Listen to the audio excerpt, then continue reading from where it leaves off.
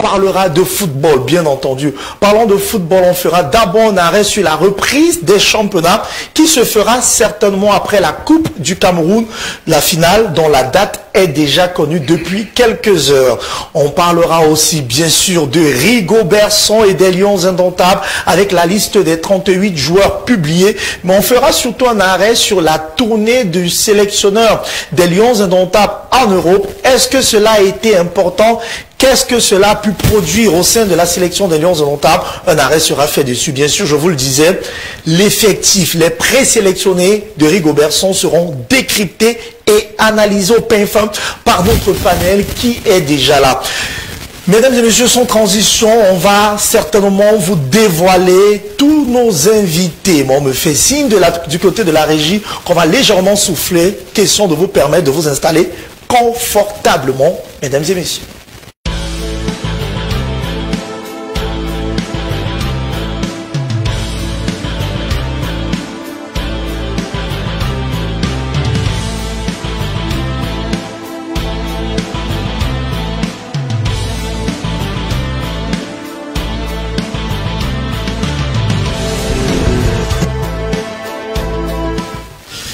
Une fois de plus, bonsoir à tous et à toutes. Le panel, il faut dire qu'il n'est pas encore totalement comblé. On entend encore certains éléments assez importants de ce panel, mais on va rapidement commencer. On va commencer juste à ma droite.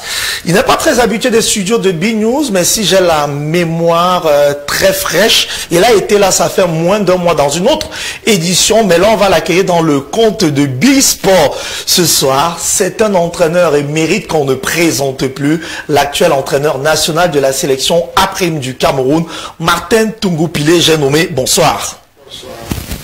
Bonsoir. Bonsoir, coach, comment est-ce que vous sentez ce jour? Non, ça va. On suit l'actualité sportive. On essaie de voir l'évolution de notre football et puis on se dit qu'avec la nouvelle fédération, il faudrait que les choses aillent au mieux pour que les enfants puissent jouer. Parce que ce qui nous intéresse, c'est le jeu. Ce sont les matchs. Et je crois que le président de la fédération l'a souligné l'autre jour. Hein, il faut que le sport reprenne sa place, il faut que le football reprenne sa place. Que le football reprenne sa place. On va poursuivre avec la présentation du panel tout à l'heure. On reviendra sur ce football qui doit reprendre sa place, surtout avec le changement des chaises musicales. Juste à votre côté, lui, c'est un habitué de ce plateau. Il faut dire qu'il a passé plus d'un mois sous la casquette de consultant à B-News One durant le programme Cannes au quotidien. Cannes au quotidien, l'un des programmes les plus suivis au Cameroun durant cette période de la Coupe d'Afrique des Nations. Il s'agit de l'homonyme de l'autre, Andro Nanao Nana, manager de foot. Il a plusieurs casquettes, arbitre de formation. Bref, il est très présent sur la scène footballistique camerounaise. André, bonsoir. Bonsoir Franck Peck. Bonsoir à ton riche panel. Merci de me faire l'honneur de votre invitation parce qu'il faut dire que j'ai la grâce d'être assis à côté du coach Martin Tungoupilé qui justement est demi-finaliste du CHAN, du dernier CHAN avec le Cameroun. Donc, coach, bonsoir. Bonsoir. Je suis honoré d'être à vos côtés et je salue tous vos millions de téléspectateurs à travers le monde. Tous nos millions de téléspectateurs à travers le monde qui vous saluent aussi sont très nombreux à nous suivre via le petit écran et même via le net. On vous rappelle, mesdames et messieurs, que vous pouvez contribuer à ce programme via les réseaux sociaux. Vous allez tout simplement sur B-News, vous tapez B-News One et vous vous connectez sur la page B-News et vous laissez vos commentaires sur le live de l'émission. Je propose qu'on prenne une transition parce qu'il y a plusieurs autres invités qui arrivent au fur et à mesure et pas les moindres. On prend juste cette petite transition, question de les accueillir. Après on ouvre avec la première thématique de cette émission.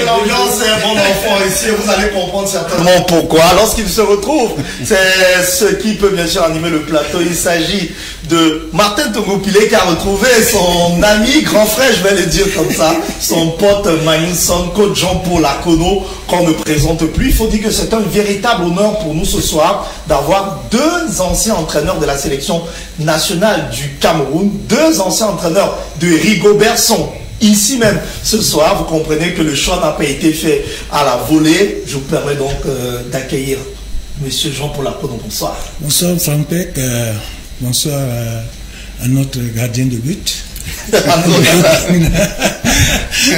Heureusement que lui là, on en a comment on appelle ça, au carré. Et bonsoir à Martin, que je n'ai pas plus vu depuis. Bon, c'est très bien qu'on se rencontre ici. Vraiment, bonsoir Martin. Bonsoir. Très content de te retrouver. Et bonsoir à nos millions de téléspectateurs et internautes qui nous suivent, n'est-ce pas? Et j'espère ne seront pas déçus, n'est-ce pas, du déroulé de cette émission. Mais coach, il se dit que vous êtes déjà très occupé. Vous êtes très pris là. On a du mal à vous voir. À l'époque, le coach était un peu fatigué. Je ne cache pas que pour vous avoir, si ce n'était pas Franck Peck, ça je le reconnais, vous ne serez pas venu. Ça c'est sûr. En réalité, vous sortez même d'une réunion, je ne cache rien. C'est parce que c'est Franck, vous avez dit Franck, je ne peux rien vous refuser. Mais coach, vous êtes là très occupé. Non, non, c'est vrai ce que vous dites. Mais vous voyez, la canne obligée, donc on était obligés d'être souvent ensemble. Et j'ai de très bons souvenirs, n'est-ce pas, de ces studios. Et je me suis fait des amis, à commencer par toi, Franck Peck, et les autres. Vraiment, je crois que c'était des très bons moments que nous avons passés ensemble. Et c'est dommage. On n'a pas eu ce qu'on voulait, à savoir terminer en apothéose, comme le président de la République l'avait souhaité, et comme nous tous, avec lui, l'avions souhaité. Mais malheureusement, on s'est contenté d'une médaille de bronze. Bon, ceci étant,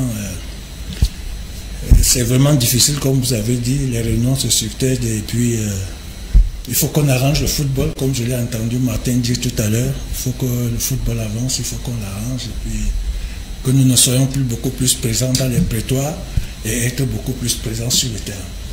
Qu'on soit un peu beaucoup plus présent sur les terrains. Mesdames et messieurs, vous l'avez compris, c'est votre programme Bisport qui démarre ce soir. Mais vous savez, Bisport, ce n'est pas que le football. C'est vrai que le plateau a une coloration un peu trop footballistique, mais on va ouvrir cette édition avec du volleyball. On parle de l'Open Beach Fomaric. La compétition a eu lieu du 3 au 7 de ce mois, ça veut dire ce 7 du côté de Douala, au lieu dit Kamtel B Panda, le Cameroun qui accueille donc cette compétition internationale puisqu'elle est organisée par la Fédération africaine de volleyball, et il faut dire même qu'elle est déjà placée sous le gîte de la Fédération internationale de volleyball, et c'était donc dans le cadre du regroupement de la zone 4 que cette compétition a été organisée. On va donc prendre quelques images certainement qui vont nous montrer à quoi ont eu droit les personnes qui se sont déplacées du côté du lieu du club Kamtel B Panda, la première édition de ce tournoi international de beach volley Open Beach Fomaric. C'est donc refermé lundi 7 mars à Douala, avec le départ des délégations venues pour participer à cette compétition. Durant 3 jours, les athlètes ont livré 32 matchs en dames, 39 matchs en messieurs. Les paires marocaines, dames et messieurs, se sont distingués en remportant le tournoi dans leurs catégories respectives, dévançant ainsi celles du Cameroun, de la République centrafricaine, de la Côte d'Ivoire. Cette édition, première édition au club Kamtel B Panda, site abritant le Fomaric, a été marquée par la présence du public venus nombreux pour la circonstance.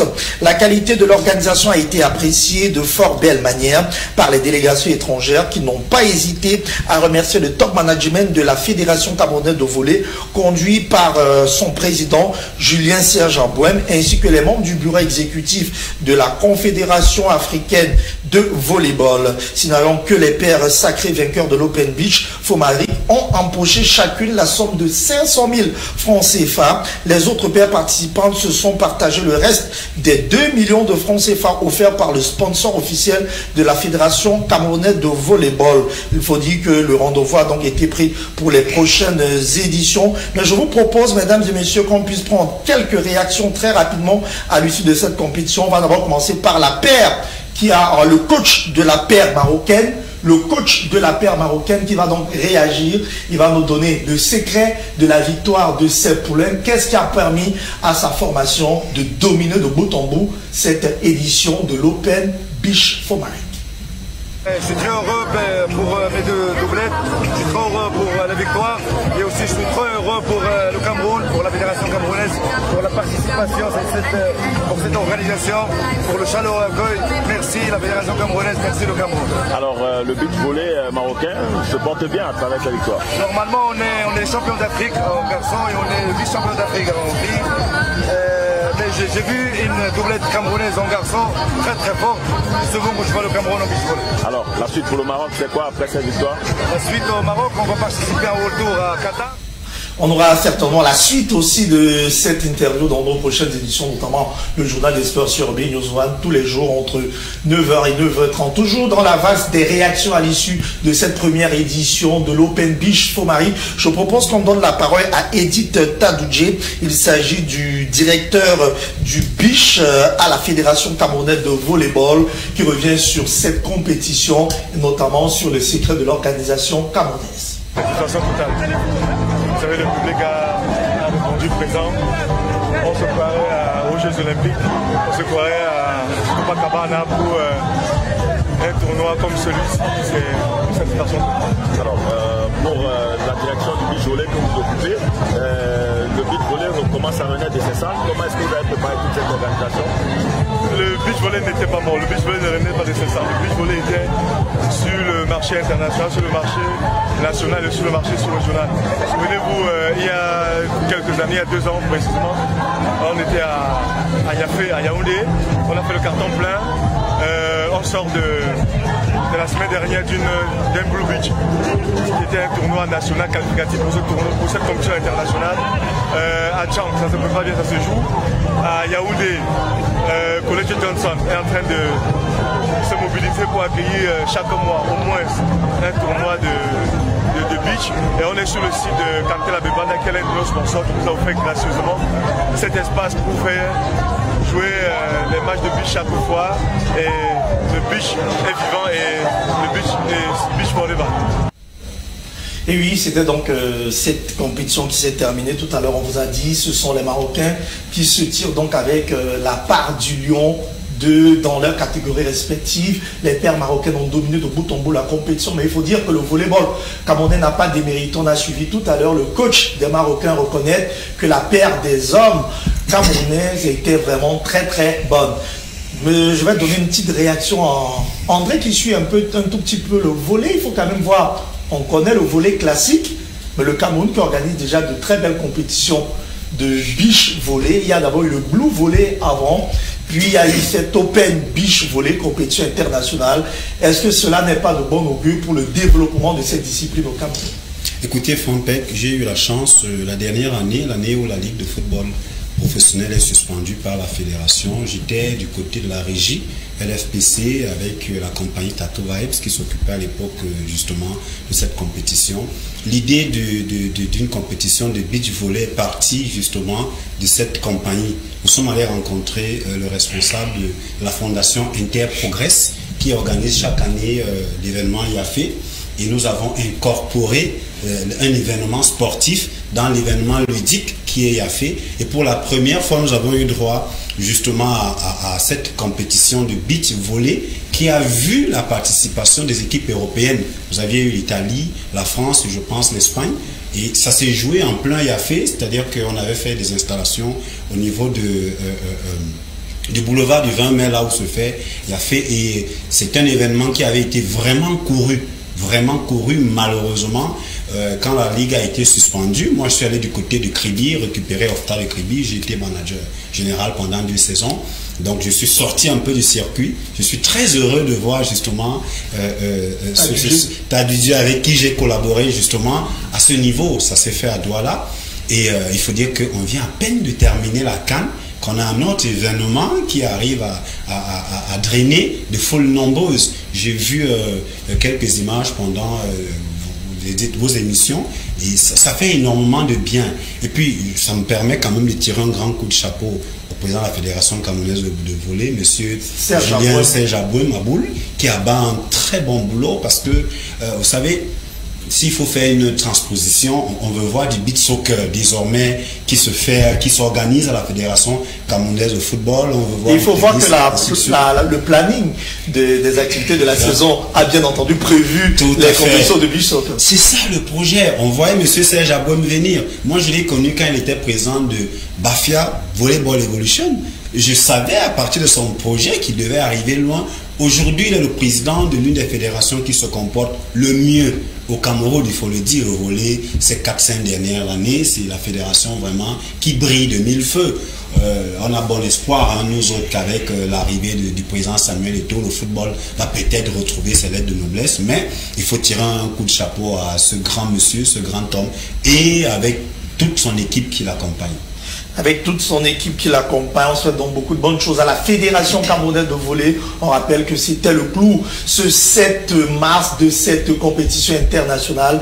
Tout ce magnifique public qui a fait le déplacement du côté du festival Fomari qui bat son plein doigt là. Il faut dire c'est un peu plus souvent du côté culturel, mais on a su associer à la culture, à la musique, à la danse, au théâtre, aussi une dose de sport qui apparemment est en train de faire plaisir à toutes ces populations, à tous ces curieux. On va laisser le volley, on va parler du ballon rond, on va parler du sport roi au Cameroun. On va tout d'abord commencer par cette reprise du championnat, on va dire, qui a failli nous faire faux bon. Plusieurs ont annoncé dimanche dernier la finale de la Coupe du Cameroun. Je ne sais pas d'où est partie l'information, puisqu'on est quand même là avec l'un des membres, ou alors l'une des voix les plus autorisées du Conseil transitoire du football professionnel au Cameroun. Certainement, il va nous donner les dates officielles de la reprise, mais d'après les informations que nous avons, c'est que la finale de la Coupe du Cameroun devrait a priori avoir lieu le 13 mars de cette année, ça veut dire le week-end prochain, et quelques jours plus tard, ça sera le jour du démarrage du championnat. Je ne sais pas si André a quelque chose à dire dessus. Bon, juste pour confirmer ce que vous dites, moi j'ai vu une correspondance qui vient de la présidence de la République qui effectivement parle du programme de la Coupe du Cameroun qui va se jouer dimanche, et le 16, c'est-à-dire mercredi, on aura droit à l'ouverture du championnat. Écoutez, nous sommes heureux de savoir qu'enfin on va retrouver les chemins des terrains. Heureux de savoir. Déjà, je vais prendre Coach Jean-Paul. C'est vrai, pourquoi, en fait, là peut-être je vais vous dédouaner, vous n'étiez pas encore au conseil transitoire, mais pourquoi avoir donné déjà une date du 12, puis la déplacer? Est-ce que ça me fait un peu brouillon dès longtemps?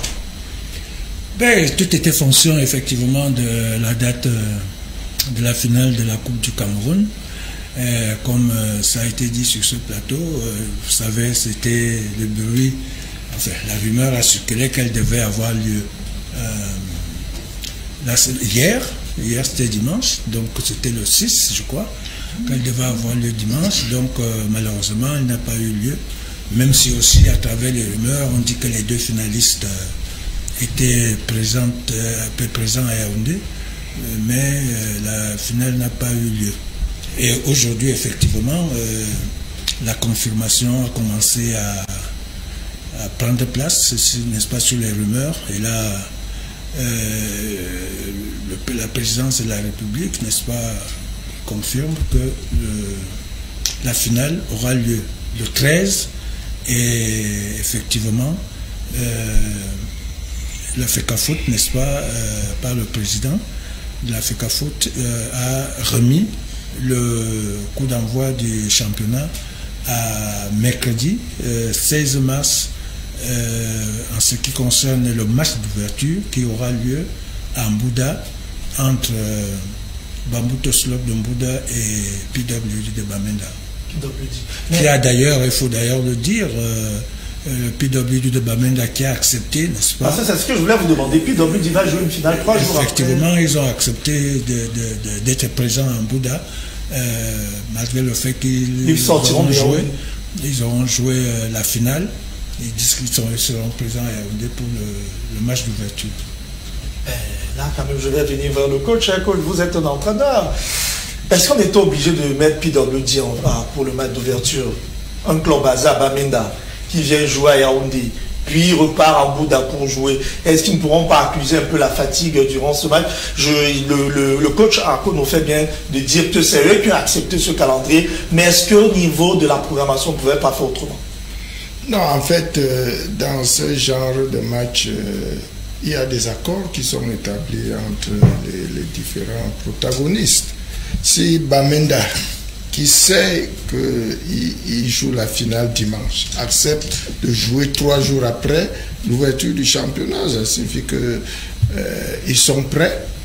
Et bon, on ne peut pas revenir dessus parce que on se serait attendu que Bamenda fasse une requête par rapport à ce match de mercredi. Que Bamenda dise que bon, on joue à Yaoundé dimanche et le temps de rentrer en Bouddha et de nous apprêter pour le match de... Bon, mais si Bamenda n'a pas fait de requête par rapport à cette programmation, je crois que bon, ça signifie qu'ils sont prêts et puis que le championnat soit lancé. Oui, André, peut-être on va rapidement reprendre après le coach. Je vais revenir sur le coach tout à l'heure sur certains détails techniques. Vous qui avez toujours travaillé avec les grosses officines, je ne cache pas, les grandes organisations en termes de football, comment se fait la désignation de match d'ouverture? Je crois que ce soit d'un top match, d'un match d'ouverture, est-ce que ça se fait au pif? Est-ce que ça reprend certaines caractéristiques du niveau des équipes? Pourquoi il fallait à tout prix que ce soit PWG de Bamenda au match d'ouverture? Écoutez, je n'appartiens pas justement à cette commission de compétition qui justement a laissé son choix sur PWG de Bamenda et puis Bamboutos. Mais il faut dire quand même que entre 2 matchs, il doit y avoir 48 heures de récupération. Ça, ce sont les délais prescrits justement par la FIFA. Donc, quand on joue dimanche, on peut jouer mercredi. Oui. Ça, il n'y a aucun problème à ce niveau. Donc, même si pendant le championnat, vous allez le voir, des équipes qui vont jouer dimanche et qui iront encore jouer mercredi. Donc, à ce niveau, franchement, moi, j'estime qu'il n'y a pas de débat. PWD pouvait même faire des requêtes et que la requête n'allait pas aboutir parce qu'on reste dans les délais de programmation. Maintenant, pourquoi en Bouddha? Certainement, ça avait déjà été pensé par l'équipe dirigeante ou alors le conseil qui vient de se réunir a estimé que avoir le lancement d'un championnat du côté de Mbouda, ça va peut-être permettre de délocaliser un certain nombre d'activités. Vous avez vu que désormais les sessions des COMEX se tiennent qui à Kribi, qui à Limbé, mais c'est bien pour le football qu'on sente que c'est le Cameroun entier qui vibre avec son championnat. Donc moi j'estime qu'à ce niveau, il n'y a pas d'erreur de programmation. Si on m'avait dit que c'était mardi, j'aurais dit que non, il n'y a pas 48 heures. PW peut rentrer par vol. C'est pas interdit, ils peuvent prendre un avion et rentrer. Et c'est peut-être 1 heure ou 50 minutes de vol. Ils sont chez eux, ils ont le temps de se reposer. Et pour partir de Bamenda à Mbouda, ça ne vous prend pas. C'est vrai que la route est la route de Sanchou, elle est un peu dégradée, mais ça ne vous prend pas assez de temps. Je pense que on doit seulement aller à Bamenda, à Mbouda, célébrer le retour de la compétition parce que ça nous a manqué. Et maintenant, si vous avez ce jour-là la présence du président de la fédération, je crois que ça peut être un plus pour célébrer effectivement le retour sur les terrains. Coach Martin Tongoupilé, moi je voudrais qu'on revienne vers vous. À quel type de championnat doit-on s'attendre cette année? C'est vrai que les équipes ont beaucoup attendu. On parle de la Coupe du Cameroun déjà qui va se jouer. Peut-être vous allez nous donner déjà un mot sur votre favori entre PWD et les AF. À quel type de championnat doit-on s'attendre? On se rend compte quand même que c'est une programmation assez resserrée, beaucoup de matchs en très peu de temps. Est-ce qu'on aura vraiment une très belle compétition, une compétition de haute facture cette saison? Je pense que tous les problèmes qu'on a eus à la fédération nous ont amenés à cette situation. Aujourd'hui, il y a une nouvelle fédération qui est mise en place, qui a trouvé énormément de problèmes à résoudre. Entre le 11 novembre, je crois, 11 décembre et aujourd'hui mars, quand on voit tout le travail qui a été abattu pour essayer de déblayer le terrain afin que le football reprenne sa place, je peux dire que on aura un championnat pas vraiment compétitif, mais comme je l'ai dit à l'entame de mon propos, il faut que le football reprenne sa place sur le terrain. On a beaucoup joué au football dans les prétoires, pour emprunter le mot de Magnus, dans les prétoires, ainsi de suite. Aujourd'hui, on a des délais à respecter par rapport aux échéances internationales. Bon, on va faire une compétition, je crois, Magnus pourra nous éclairer par rapport à ça, je crois en 2 sous-poules, pour aller vite et rattraper les délais des compétitions internationales. Ce ne sera pas une compétition comme on l'aurait souhaité, mais au moins les footballeurs vont pouvoir jouer. Et je pense qu'après cette année, on va vraiment prendre l'envol. Surtout que je pense que le président Eto'o a beaucoup d'idées. J'ai un peu suivi son programme, j'ai suivi tout ce qu'il a envie de faire. Je pense qu'il voudrait terminer cette saison. Elle va se terminer.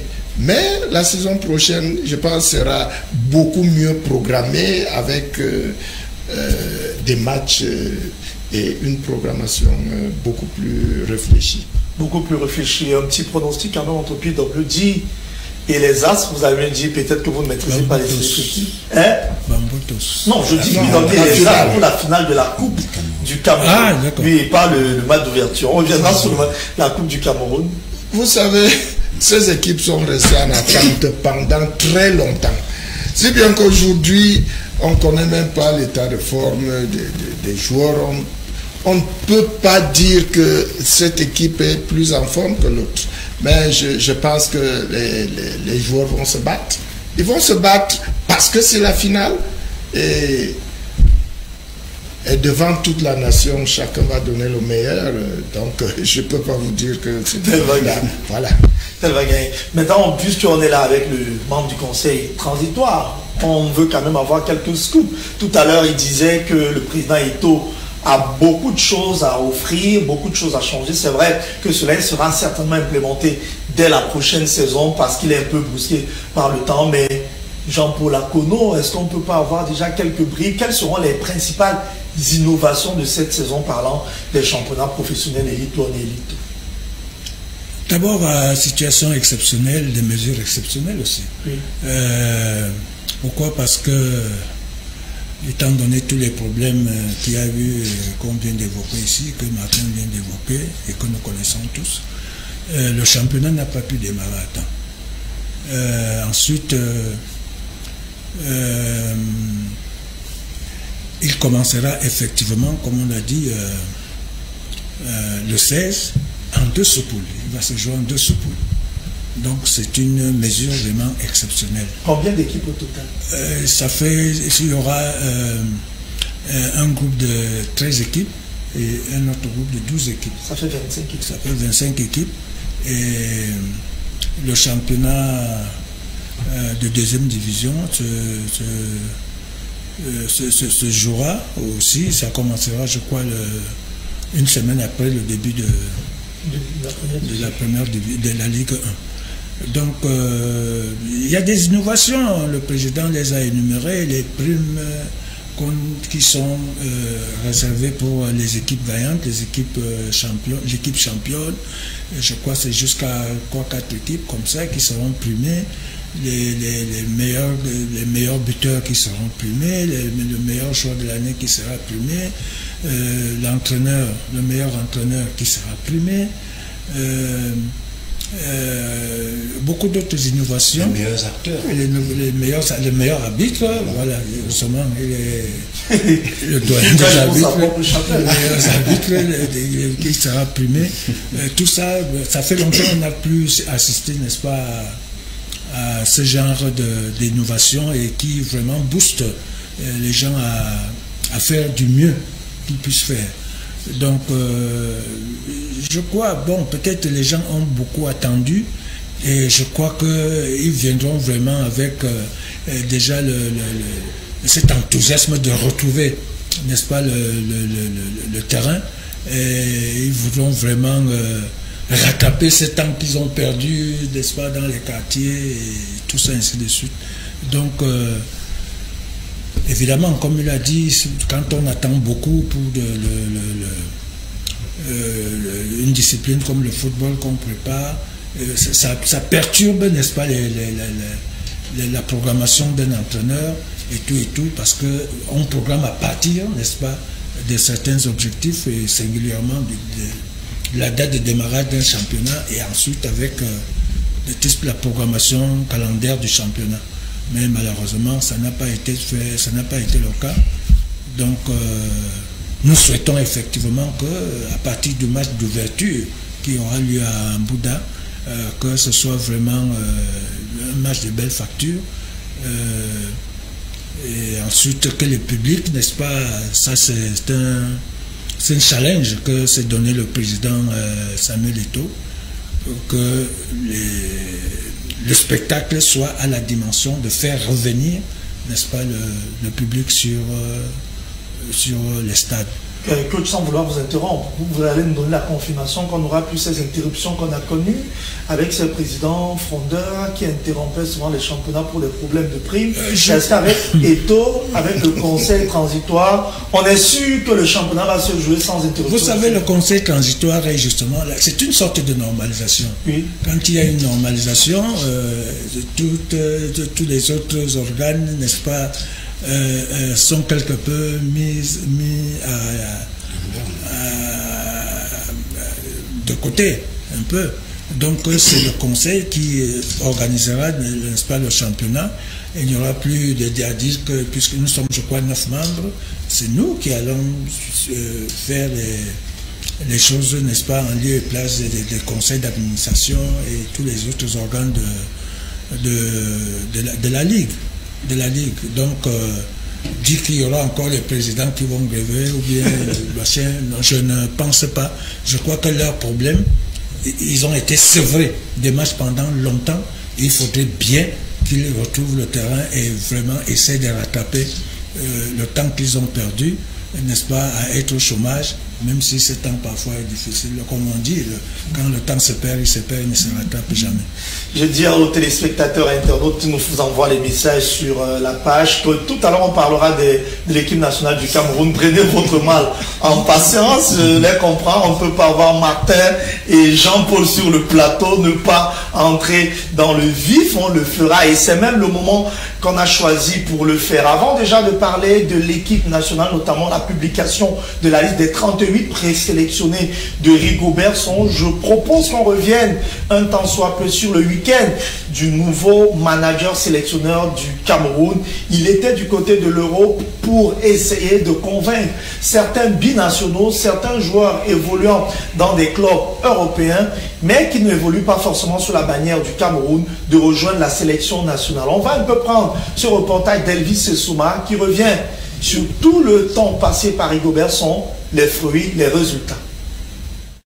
Nommé sélectionneur national il y a juste quelques temps, Rigobert Song Bahanak et Samuel Eto'o fils, président de la Fédération camerounaise de football, ont déjà fait une virée du côté de l'Europe pour tenter d'enrôler les pépites camerounaises qui évoluent de ce côté, mais aussi solliciter le retour de certains joueurs cadres dans la tanière. Et comme première mission, l'ancien capitaine des Lions indomptables a choisi de prospecter et discuter avec ceux que l'on appelle les binationaux dans l'optique de les convaincre de choisir leur pays d'origine, le Cameroun. Une chasse au talent que le public partage. Si nous avons des valeurs, il faut bien que ces valeurs nous soient utiles. C'est pas normal qu'on laisse des Camerounais qui peuvent apporter du soutien à notre équipe nationale et qu'on soit en peine. Je crois que c'est le moment est même bien choisi pour que ces gars-là intègrent notre équipe nationale. Pour ma part, je pense que tout joueur peut être utile à une sélection. Un effort bien mérité puisque l'on parle des talents comme Youssoufa Moukoko du Borussia Dortmund, Anthony Elanga de Manchester United, Hugo Ekiteke, le Rémois, pour ne citer que cela. Le nouveau roi de la tanière, dans cette tournée européenne, avait à cœur le retour de certains joueurs, notamment le dossier Joël Matip, absent depuis 2014. Une affaire qui semble agacer plus d'un, et pour ces derniers, il faudrait peut-être passer à autre chose. À un moment donné, vous savez, les échéances sont déjà tellement proches et on ne peut plus faire dans la dispersion. si une personne se sent disposée ou volontaire à aider, on peut faire avec lui. L'exemple du joueur Matip, comme vous le dites si bien, c'est quelqu'un qui peut être important dans notre sélection. Mais à un moment donné, on a l'impression qu'il n'a pas cette envie-là de revenir. Donc je pense que le sélectionneur pourrait se passer de lui et faire avec ceux qui sont là. Le Cameroun est donc à quelques semaines de son match de barrage aller-retour face au Fennec de l'Algérie pour la Coupe du Monde Qatar 2022. Et pour cela, le Cameroun doit être armé et a besoin de tous ses talents. La préparation de la double confrontation Cameroun-Algérie bat son plan. 25 mars, match aller au Cameroun. 29, match retour en terre algérienne. Rigobert Song et son staff affûtent dans leurs armes afin que le Cameroun puisse obtenir son ticket qualificatif pour la Coupe du Monde Qatar 2022. Une première initiative de l'actuel staff des Lions indomptables, Jean-Paul Apono, aller séduire les binationaux. Est-ce que cela était nécessaire? Ben, moi je pense, encore qu'on dit qu'il n'est jamais trop tard. Je crois que plus on a souvent perdu le temps, n'est-ce pas, pour, j'allais dire, aller tenter de convaincre, n'est-ce pas, ces binationaux à rejoindre leur mère patrie. Et plus aussi, les autres en ont profité, n'est-ce pas, pour les récupérer et devenir, n'est-ce pas, de véritables vedettes dans d'autres pays.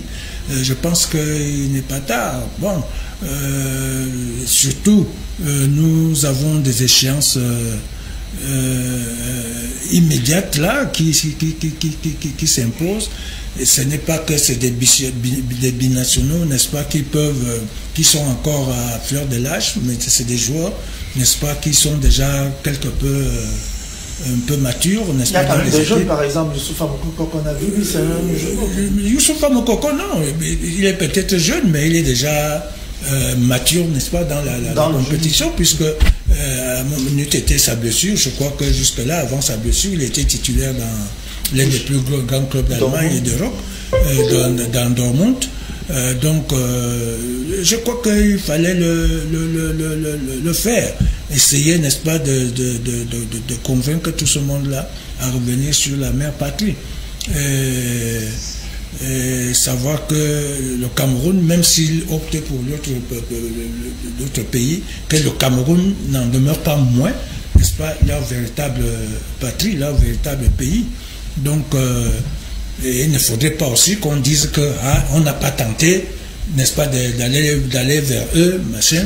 Voilà, le président de la FECAFOOT et le sélectionneur manager se sont déplacés pour les rencontrer.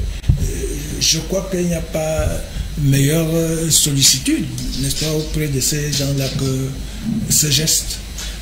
Déjà, moi, peut-être le coach Manusson semble apprécier l'initiative. Non, on va s'intéresser quand même aux résultats.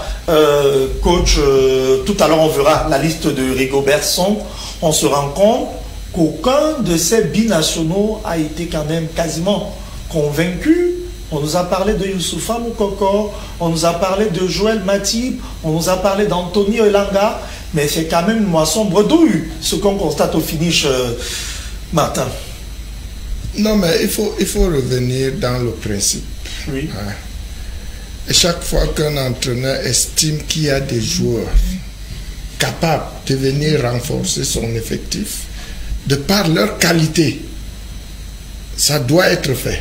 Et je crois que c'est ce que le président de la FECAFOOT et le manager ont fait, d'essayer de voir les joueurs qui sont à l'extérieur, qui peuvent renforcer le groupe qui a joué la dernière CAN. Bon, maintenant, est-ce que les résultats sont positifs ou négatifs? Mais l'initiative, je crois, elle était bonne. L'initiative était bonne parce que tout Camerounais qui a de la qualité et qui joue à un haut niveau devrait pouvoir jouer en équipe nationale. Maintenant, ce n'est pas un mauvais message qu'on passe à ceux-là qui se sont battus. 2017, ils ont remporté sans ces binationaux. Ils viennent d'avoir une médaille de bronze à une CAN sans ces binationaux. Maintenant, vous allez chercher Moukoko et Langa comme si Baoken et Aboubakar ne sont pas... Non, c'est pas ça. On reste objectif dans la construction de l'équipe. Comme je l'ai dit tout à l'heure, chaque fois que on pensera qu'il y a un joueur compétent, un joueur qui a de la qualité et qui joue quelque part dans le monde, on fera un pas pour pouvoir l'intégrer dans l'équipe nationale. Ça, c'est la position logique, la démarche logique d'un entraîneur. Maintenant, vous savez, on gère une équipe nationale sans état d'âme. Ceux qui étaient là, ils ont fait ce qu'ils ont pu faire. Aujourd'hui, si le sélectionneur estime qu'il y a encore des joueurs de qualité à ajouter dans l'effectif de la dernière CAN, je crois que c'est toujours mieux, c'est toujours très appréciable. Maintenant, est-ce que ça a marché, ça n'a pas marché, c'est un autre débat. Mais le principe est qu'il faut prendre tous les meilleurs Camerounais qui jouent au football pour les amener au niveau de la nationale. André, un mot quand même sur cette initiative de Rigaud. Allez, je crois déjà que c'est une énième initiative. On a même vu il y a quelques jours, je sais pas, on a organisé un camp du côté de l'Europe avec quelques jeunes où on voyait même des blancs qui avaient des noms camerounais. On a vu, je ne sais pas à quoi aboutit ce camp avec plusieurs jeunes joueurs camerounais. J'ai l'impression qu'on va un peu trop... On est un peu en football extraverti. Est-ce qu'il ne faudrait pas développer le football local? Pourquoi toujours essayer d'aller chercher la perle du côté de l'Europe? Ah, écoutez, peut-être parce que les championnats européens sont les mieux structurés et que là-bas, vous avez des joueurs aussi qui peuvent apporter un plus. Et puis après, quand vous parlez des joueurs binationaux, attendez, franchement, il y en avait pendant la CAN. Choupo-Moting est un joueur binational. Castelletto. Voilà, Castelletto. Donc, du coup, il faut aussi, Moukoudi, il faut savoir que beaucoup sont parfois obligés de prendre une nationalité sportive pour permettre au club de faire signer d'autres joueurs. Parce qu'il y a des limites. On vous dit par exemple en Espagne qu'on ne veut pas plus de 8 joueurs extra-communautaires.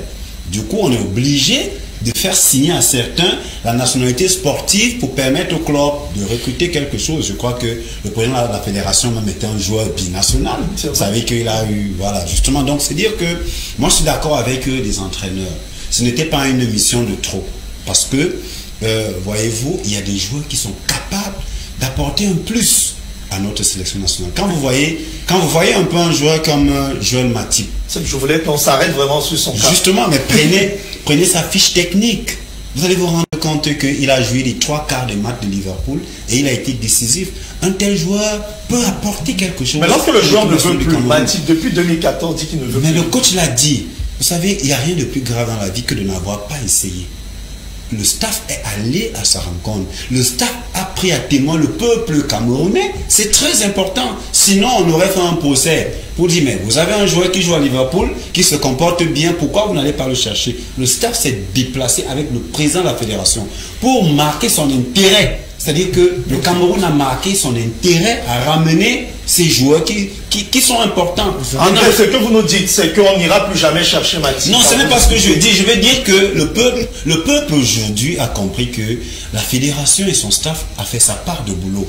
Le joueur a dit, je ne suis pas disposé. Peut-être que dans 4, 5, 6 mois, c'est lui qui va écrire à la fédération pour dire que bon, maintenant je suis prêt. On ne sait jamais. Sauf que, je l'ai toujours dit, il n'y a pas de personnes indispensables dans la vie. Il y a des personnes utiles.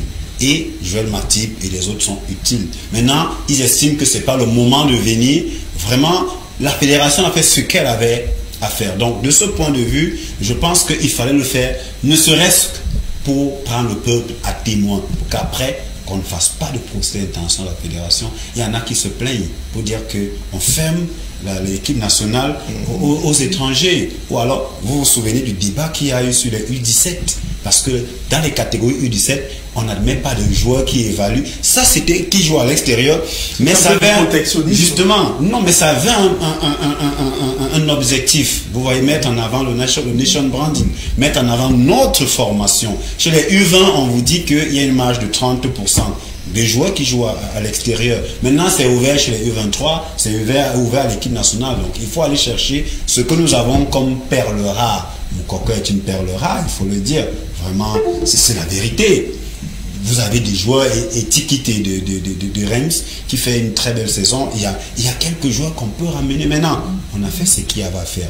Ils ont, pour le moment, ils n'ont pas marqué leur intérêt à venir jouer avec le vert ou jaune. On va faire avec ceux qui sont là, on a appelé 38 joueurs. Le coach va certainement prendre les meilleurs de ces 38 pour nous composer une équipe compétitive qui certainement va nous permettre de nous qualifier pour la Coupe du Monde. Va me permettre de nous qualifier. Coach, je voudrais qu'on reste avec vous avant de prendre coach Jean-Paul Akono. Tout à l'heure, il parlait de ces joueurs. Vous, quand même, vous avez eu la chance d'entraîner l'équipe nationale du CHAN, ça veut dire des locaux. Vous avez quand même une vision assez panoramique du niveau du footballeur camerounais. Est-ce que vous pensez vraiment qu'on doit chaque fois aller faire, excusez-moi le terme, la manche à ces joueurs qui évoluent de l'autre côté? Est-ce que vraiment il y a un monde d'écart entre le footballeur formé au Cameroun et celui formé à l'international, en Europe, pour être assez précis? Non, on a souvent dit ici qu'il faut développer le football local. Voilà le problème crucial. Le football à la base, il faut le développer au Cameroun. Et aujourd'hui, notre football à la base est à la traîne.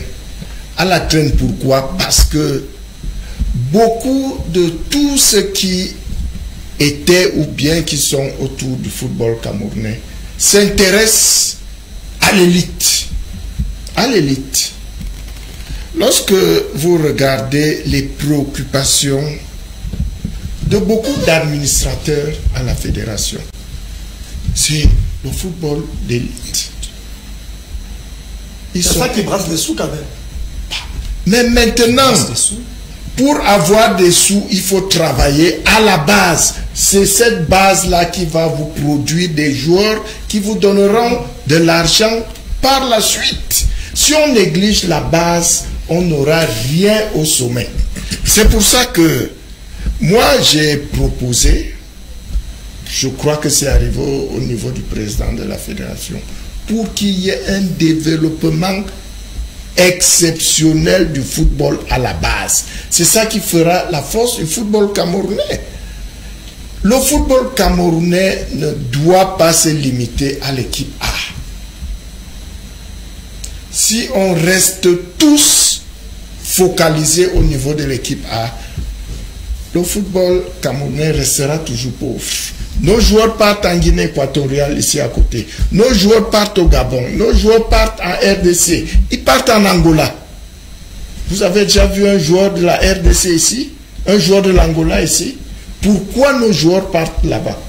Parce que notre football n'est pas suffisamment développé en infrastructure, en structure, hein, et pour pouvoir accueillir des joueurs de valeur en Afrique.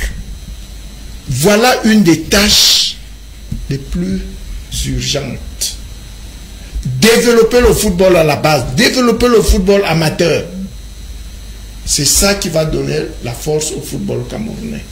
Aujourd'hui, on a essayé de faire des statistiques. Chaque année, il y a une centaine de jeunes Camerounais qui partent à l'aventure.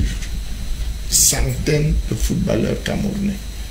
Parce qu'ils ne trouvent pas leur compte dans le football camerounais. Restructurons le football à la base. Les U15, les U17, les U20. Mettons des championnats compétitifs. Mettons des programmes à la disposition de ces jeunes. Mettons des championnats qui permettent que ces jeunes soient comme ce Moukoko. Qu'ils soient comme Elanga. Ces jeunes, ils sont en train d'éclore en Europe parce qu'il y a un cadre précis, un cadre qui leur permet d'arriver à ce niveau. Que valent nos équipes aujourd'hui? Que valent nos U17, nos U15, nos U20 aujourd'hui? Allez faire le constat. Il n'y a rien, rien du tout. On passe des saisons entières sans qu'il y ait un championnat de U15, sans qu'il y ait un championnat de U17. Pourtant, il y a des sélections nationales U17. Où est le championnat U20? Où est le championnat U23? Rien de tout cela. Voilà les problèmes à résoudre pour que notre football redémarre. Les Lions, c'est déjà des footballeurs accomplis. C'est des professionnels. Ils viennent ici, ils jouent des matchs et ils repartent. Voilà un peu, nous allons avancer. Merci. Exactement. Jean-Paul, tout à l'heure, on a passé un peu beaucoup de temps sur ces binationaux. Je propose qu'avant qu'on prenne tous ensemble la liste des 38 joueurs présélectionnés par le staff technique de Rigobert Song, avant déjà la publication, il faut dire qu'il y a une petite polémique qui s'est soulevée depuis hier sur la toile. Il va quand même falloir que vous essayiez de m'apporter quelques éclaircies dessus avant qu'on ne prenne connaissance de la liste des 38. Il faut dire que lors d'une interview du coach adjoint Sébastien Mignat accordé à nos confrères de Radio France Internationale, lors de cet échange, il a parlé de la politique, des stratégies qu'il sera en train de mettre en place avec le coach Rigobert Song, et il a bien sûr confirmé qu'il viendra au Cameroun, mais on ne sait pas si c'est un abus de langage. Le coach Sébastien Mignat dit « Je viens au Cameroun avec mon staff ». La question, c'est vrai que je ne peux pas vous passer l'extrait. Il a dit « Bien sûr, je viens au Cameroun avec mon staff ». Cela remet au bout du jour quel est le véritable rôle de Rigobert Song, quel est le rôle de Sébastien Mignat. Mignat qui parle d'un staff alors qu'on croyait qu'il n'est qu'un simple élément dans le staff technique des Lions indomptables.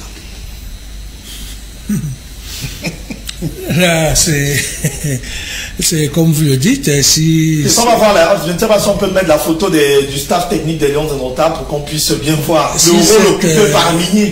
Si ces déclarations s'avèrent fondées... Non, c'est fondé. Je pense il faudrait bien que l'on nous explique, qu'on nous fasse beaucoup plus de clarifications sur ces propos. Est-ce que, quand il dit qu'il vient avec son staff, lequel?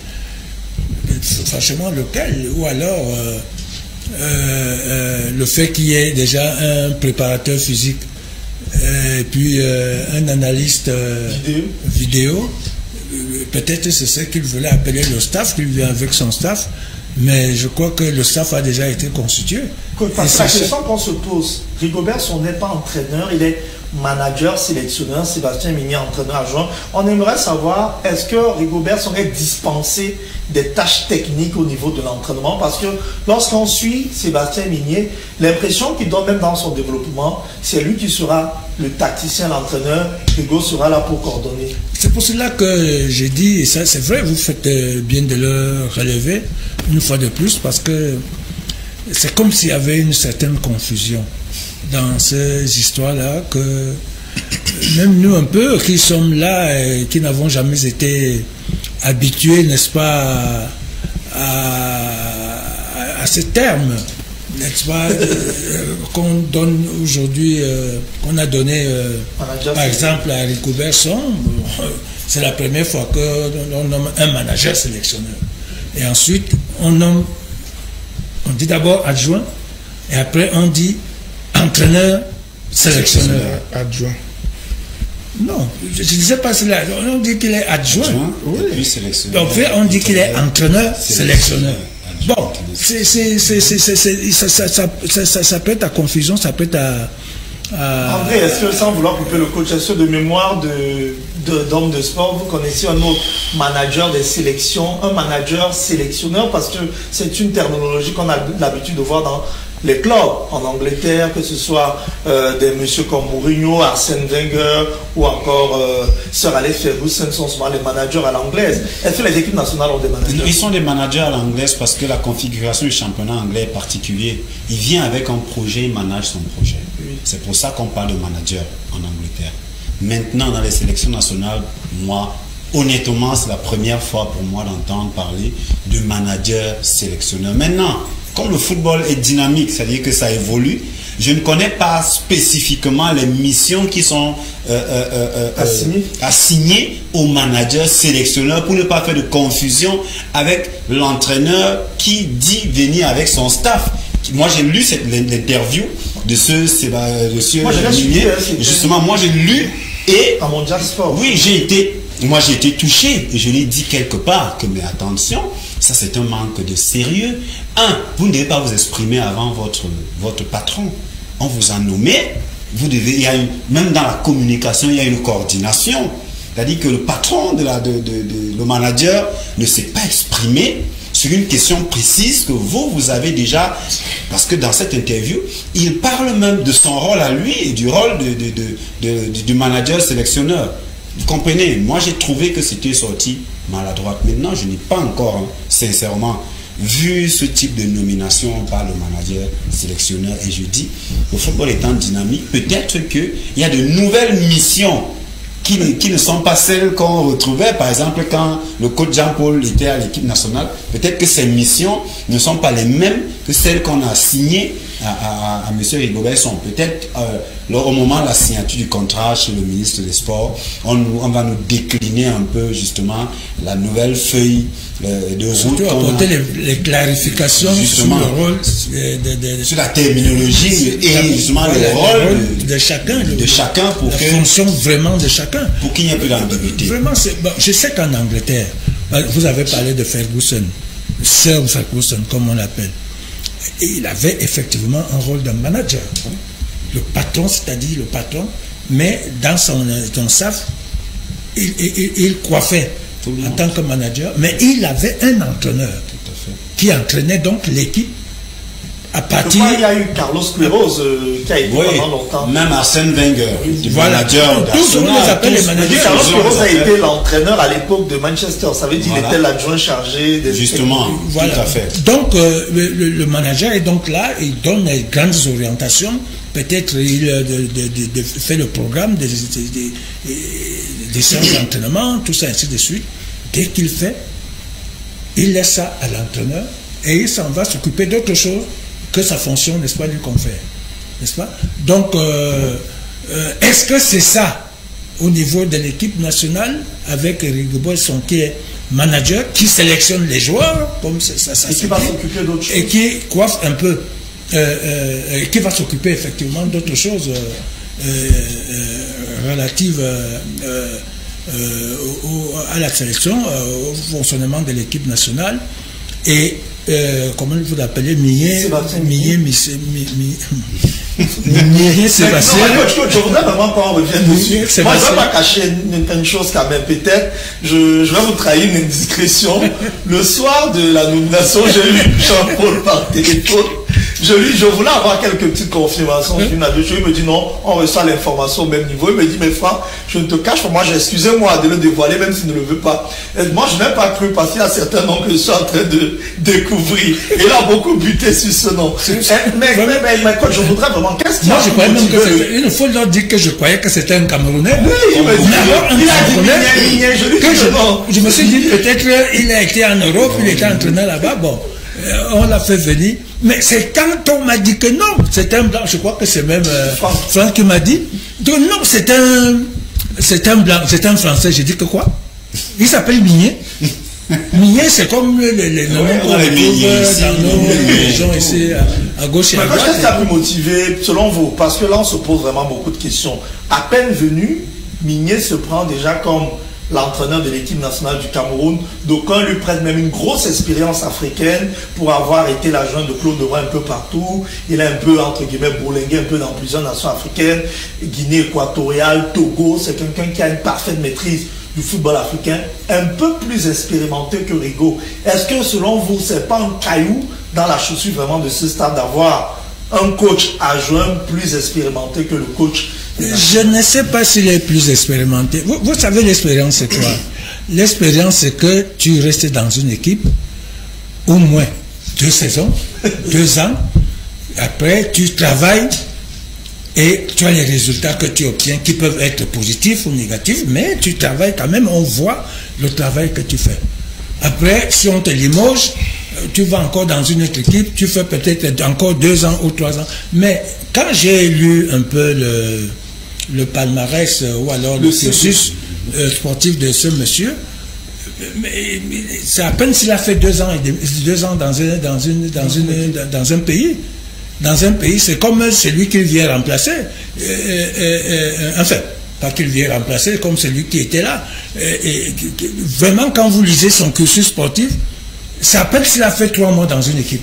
Toujours limogé. Il a réussi l'exploit de faire qu'on le limoge d'une équipe, après on le reprend dans la même équipe et on le limoge encore. Mais non, c'est des choses... Bon, bref, le problème n'est pas là. Le problème c'est de savoir quel sera le rôle de l'un et de l'autre. Si ce monsieur Migné l'a dit, que vraiment il vient avec son staff, c'est que certainement c'est ça qu'on lui a fait savoir. Que c'est toi qui seras peut-être le véritable entraîneur et l'autre lui va seulement coiffer comme ça. Peut-être comme il connaît les Camerounais, machin, il va les sélectionner, il les mettra à ta disposition, c'est-à-dire le rôle de Rigobert. Bref, je crois qu'il faut des clarifications dans tout ça. Et comme je crois c'est Martin qui l'a dit, ou bien André, quand ils vont signer les contrats, peut-être qu'on saura. On saura, on va donc décliner, et le contrat va nous faire la déclinaison de véritable, ce que doit faire l'un et l'autre. Sinon, nous risquons vraiment de signer un contrat, faire signer les contrats qui, n'est-ce pas, auront des germes, n'est-ce pas, de conflits, des germes conflictuels, et ce ne serait pas bon pour le moment pour notre équipe nationale, surtout avec la double confrontation qui nous attend, et peut-être, si ça continue, les éliminatoires pour la Coupe d'Afrique, la CAN de la Côte d'Ivoire, tout ça, ainsi de suite. Je crois qu'il faut vraiment clarifier ces rôles. C'est un peu confus, ça me semble confus. Moi, je pense que dans le texte qui est sorti, Rigobert est le patron technique des Lions Indomptables. Et en dessous de lui, il y a tout ce monde-là. Mais maintenant, les appellations, que ce soit manager, sélectionneur, je pense que quand tu es manager, sélectionneur, tu es le boss. Tu l'as dit, Magnus, c'est toi le boss. Tu dois coiffer toute l'activité technique qui se passe autour de l'équipe. Effectivement. Tu dois savoir ce qui se passe aux entraînements. Tu peux être impliqué à certaines phases d'entraînement, tu peux ne pas être impliqué. Mais tu as un adjoint qui est prêt à faire ce que tu lui demandes de faire. Exactement. Donc, je pense que c'est ça. Pour moi, je dis que Rigobert est le patron technique des Lions Indomptables. Maintenant, il va coordonner toute l'action technique autour des Lions Indomptables. La répartition des tâches, il va pouvoir faire cela avec ses adjoints. Migné n'est pas seul. Il y a Simon, Augustine Simon. Il y a Souleymane. Il y a Souleymane, l'entraîneur des gardiens. Il y a le préparateur physique. Il y a Balta. Mais l'analyse vidéo. Rigobert devra s'impliquer beaucoup pour comprendre ce qui se passe dans son staff. Parce que j'ai suivi l'interview de Miné. J'ai suivi de fond en comble. Il semble dire dans son interview que c'est lui qui est sur le terrain. Il a même dit. Et que Rigo est un peu en surface. Et que c'est lui l'homme du terrain. Et effectivement, comme Franck le dit, il a dit qu'il viendra avec son staff. Donc, et je rejoins ce qu'André, peut-être sa communication a été un peu maladroite. Parce que il n'est pas resté très modeste dans son propos. Il est même allé jusqu'à dire que même si le Cameroun sort de la confrontation avec l'Algérie, il y a 4 matchs de préparation pour la prochaine CAN. Alors là, j'ai tiqué, je me suis dit, c'est pas possible. C'est pas possible, c'est pas lui qui donne déjà le programme qui sera suivi. Alors il a parlé et je crois que... Mais maintenant la question, parce qu'il faut quand même qu'on se le dise, coach, lorsqu'un coach pareil parle, il parle parce qu'il sait ce qu'il vaut, il sait d'où lui vient le pouvoir. Déjà, moi, je vais me poser la question. Vous avez quand même eu la chance d'avoir été des entraîneurs des équipes nationales du Cameroun. Moi, ma question est de savoir comment est-ce que ça se passe. Est-ce que vous êtes souvent liés? Est-ce que vous êtes souvent maître de vos agissements? Est-ce que vous êtes souvent libre de vos choix? Est-ce que vous n'avez pas de pression interne? Moi, je vais commencer par Martin. Non, je l'ai dit tout à l'heure, et je le répète, Rigobert est le patron technique de Lions Indomptables. Lorsqu'il faudra demander des comptes aux responsables techniques de l'équipe nationale, on ne va pas s'adresser à Minier, on va s'adresser à Rigobert. Mais maintenant, j'ai dit que Rigobert, qui est le patron technique de l'équipe, va repartir les tâches dans le fonctionnement de l'équipe nationale. Il va repartir les tâches, encore que les tâches sont déjà reparties. Quand tu es adjoint, tu sais ce que c'est qu'un adjoint. Quand tu es préparateur physique, tu sais ce que c'est qu'un préparateur physique. Si tu es entraîneur de gardien, tu sais ce que c'est. Donc, de par même la nomenclature qui a été définie dans la décision, je pense que chacun sait ce qu'il a à faire. Donc, il ne peut pas avoir de confusion entre Minier et Rigobert. C'est Rigobert qui donne le ton et Minier doit suivre. Voilà. Minier doit suivre. Messieurs, je crois qu'on a... Là, quand même, oui, en 2 secondes, s'il te plaît. Là, quand même, moi, je n'ai pas suivi l'interview, ça, je l'avoue. Mais si c'est comme c'est concordant dans vos propos, vous qui avez suivi, ça signifie qu'il l'a fait. Mais quand quelqu'un dit qu'il viendra avec son staff, c'est pour ça qu'on dit. C'est pour cela que j'ai dit, on doit donc clarifier vraiment les fonctions des uns et des autres. Quand il vient avec son staff, ça signifie que est-ce qu'on aura deux staff? L'impression qu'on a eue, c'est qu'au-delà des 7, puisqu'il y a 6 adjoints à Rigobert, on a pensé que peut-être Minier a une autre équipe qui l'adjoindrait à cette équipe officielle. Mais les tâches, il viendra encore avec qui? Non, mais avec qui? Moi, je ne sais pas. Sinon, ça va faire... brouillon. Je ne sais pas comment je peux dire ça. Ça va faire désordre. Oui, André. Enfin, je pense que ce Minier doit être rapidement recadré par le patron du staff. Je dis encore que on ne communique pas n'importe comment quand dans un staff. Vous savez, quand vous êtes un subalterne dans une administration, vous ne parlez pas au nom de cette administration sans avoir eu l'autorisation du responsable. Ça, c'est de la déontologie. Maintenant, vous vous engagez avant votre patron, parce que le patron du staff technique, c'est M. Rigobert Sambana, c'est le chef et le coach, l'a si bien dit. Celui qui est comptable des résultats, c'est Rigobert Sambana. C'est lui qui est comptable des résultats. Alors, vous vous asseyez, vous allez convenir sur un certain nombre de choses, même sur le plan de la communication. À partir de ce moment, quand vous sortez, vous êtes mesuré. Moi, je n'ai pas du tout apprécié. Vous n'êtes pas sûr qu'il a eu l'aval de Rigo pour... Non, s'il a eu l'aval, c'est dangereux pour Rigo lui-même. Parce que il va le phagocyter. Et vous savez, Franck Peck, moi, on a mené un combat, on continue de le mener. On commence à sentir on a les prémices de quelque chose de bien, mais on n'est pas totalement satisfait. Moi, je ne m'attendais pas à ce qu'il y ait encore des blancs dans notre staff. On a des valeureux Camerounais. Allez en Italie, un préparateur physique là-bas qui fait de très bonnes choses avec une équipe qui se comporte bien. Mais allez le chercher. Vous avez des Camerounais ici qui pouvaient être adjoints. Minier, il a quelques noms. Marius Omok, allez, il y en a. Moi, j'ai cette liberté de pouvoir dire ce que je pense. Moi, je dis que il y a des Camerounais qui peuvent faire le job pour lequel on nous ramène encore des blancs. Ça, franchement, je crois qu'il faut s'affranchir de cette colonisation qui ne fait que continuer. Ça me pose un problème. Des adjoints, là. Non, écoutez, je suis en train de vous dire qu'il y a des Camerounais qui peuvent faire ce job.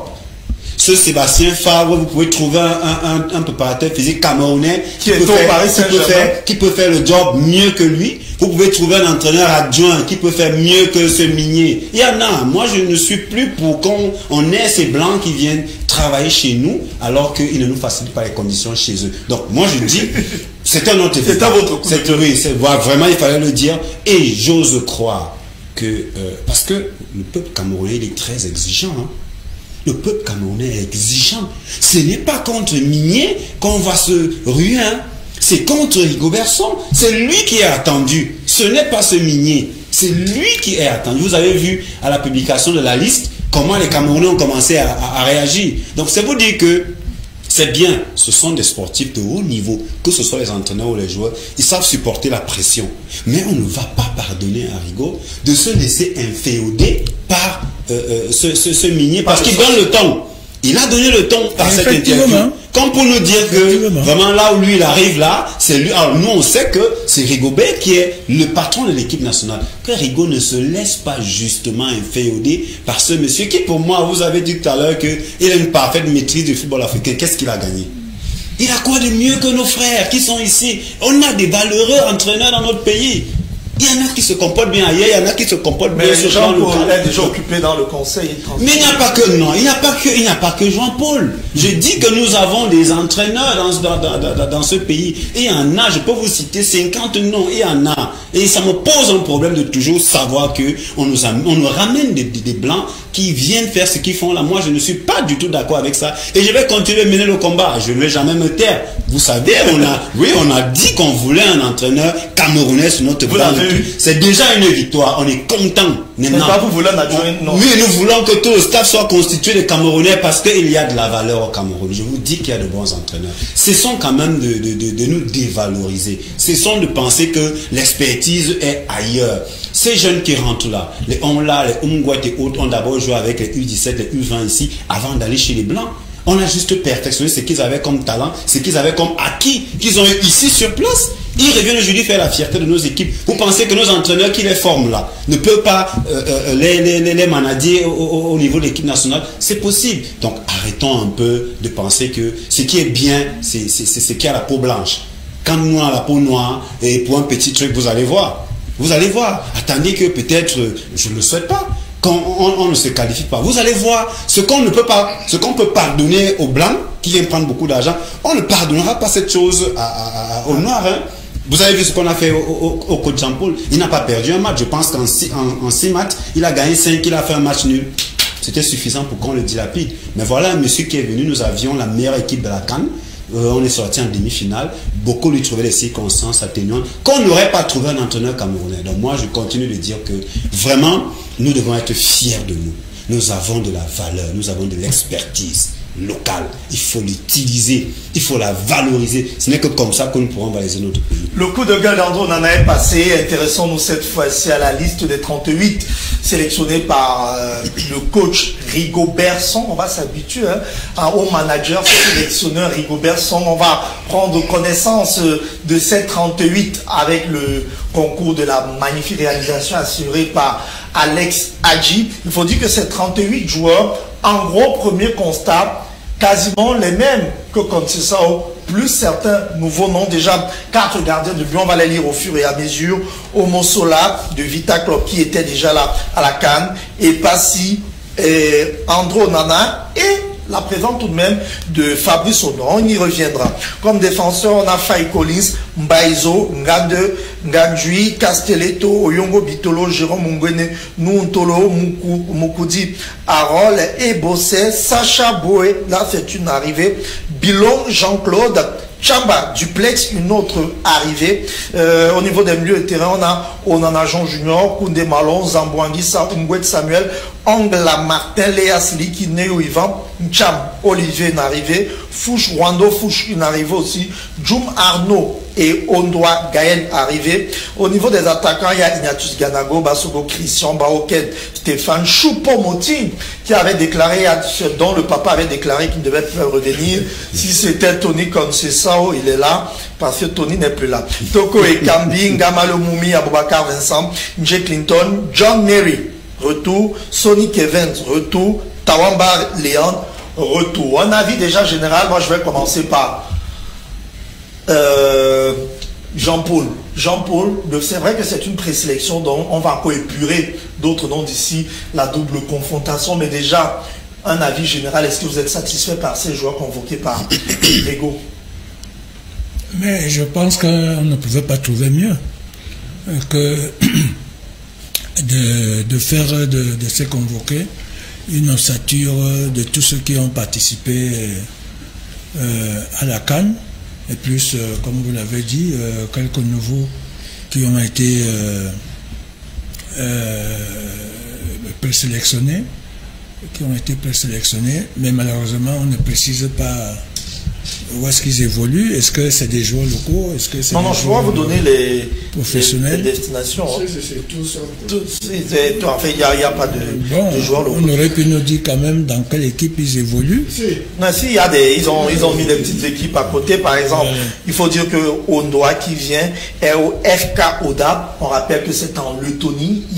C'est vrai que de façon officielle, il n'a pas encore paraphé le contrat d'après les informations qu'on a, mais il s'entraîne déjà avec le club, puisque le club est en train de tout mettre sur pied. Donc il est déjà avec ce club. Ondoa Fabrice. Fabrice Ondoa, il revient en sélection. Vous savez, il n'était pas là durant la CAN parce qu'il n'avait pas de club. Il revient, il n'a pas encore pris part. Mais il n'était pas le seul à ne pas avoir de club. Je veux dire, l'une des raisons avancées par l'ancien staff, c'était l'absence de club. Enfin, c'est un autre débat de toute façon. On va dire par exemple, Chamba Duplex évolue du côté de Soders JK. Bilong, je crois que nous on le connaît, c'est le joueur bien sûr de Clermont. Il y a plutôt Sacha Boy, qu'on connaît puisqu'il évolue quand même du côté de Galatasaray. Et on dit beaucoup de bonnes choses de ce jeune joueur. Lui, il retrouve la sélection. On a Ncham Olivier qui évolue du côté de Swansea, c'est du côté de la deuxième division anglaise. Swansea qui a plusieurs fois joué en première division. On a Ondoa Gaël qui évolue du côté d'Hanovre en Allemagne. On a aussi on a John Miri, lui on sait bien sûr qu'il évolue du côté des Émirats. Sonic Evans Aftera Tripoli, je crois que lui c'est l'une des grosses interrogations. Sonic Evans qui évolue du côté quand même de la Libye. On se dit pourquoi aller chercher un joueur qui évolue en Libye alors qu'il y a des joueurs par exemple. Non, c'est pas en Libye. C'est en Grèce. En Grèce, pardon. Permettez-moi. C'est vrai, il évolue en Grèce, c'est vrai. On dit que c'est en Grèce, c'est le Tripoli qui a failli. Et on dit même qu'il a déjà pris part à certaines rencontres. Je crois qu'il a inscrit 6 buts depuis le début. 6 buts depuis le début de la compétition. Oui, il a 23 matchs de jouer. Il a 18 matchs comme titulaire et il a déjà marqué 6 buts. 6 buts marqués. C'est en première division. Oui, en première, son club est premier au championnat grec. Et il n'était pas vu jusque-là. C'est même un ancien joueur. Justement, bon, voilà, Rigo l'avait déjà avec les U23 et voilà. Tripoli nous a trompés, hein, parce que Tripoli, voilà. Mais c'est j'étais disant que, bon, je crois que... Il est en train de marquer énormément de buts. Tout le monde parle de bien. Au moment où on sélectionne Aboubacar, Bessa, ils jouent tous dans le même championnat. Voilà, il avait plus de buts que Aboubacar Bessa. On a pensé que les deux... Oui. On a pensé que les deux seraient sélectionnés pour la CAN. Le sélectionneur de l'époque n'a pas trouvé nécessaire d'appeler Tawamba. Aujourd'hui, il a été appelé et je pense que c'est bon.